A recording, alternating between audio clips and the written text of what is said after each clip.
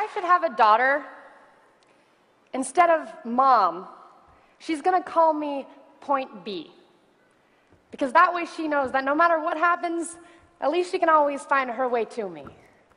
And I'm gonna paint the solar systems on the backs of her hands. So she has to learn the entire universe before she can say, oh, I know that like the back of my hand.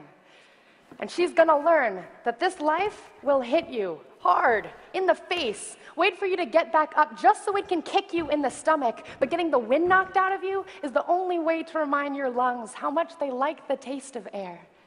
There is hurt here that cannot be fixed by Band-Aids or poetry. So the first time she realizes that Wonder Woman isn't coming, I'll make sure she knows she doesn't have to wear the cape all by herself. Because no matter how wide you stretch your fingers, your hands will always be too small to catch all the pain you want to heal. Believe me, I've tried. I want her to look at the world through the underside of a glass-bottom boat, to look through a microscope at the galaxies that exist on the pinpoint of a human mind, because that's the way my mom taught me, that there'll be days like this, there'll be days like this, my mama said, when you open your hands to catch and wind up with only blisters and bruises. When you step out of the phone booth and try to fly, and the very people you want to save are the ones standing on your cape. When your boots will fill with rain and you'll be up to your knees in disappointment, and those are the very days you have all the more reason to say thank you. Because there's nothing more beautiful than the way the ocean refuses to stop kissing the shoreline, no matter how many times it's sent away.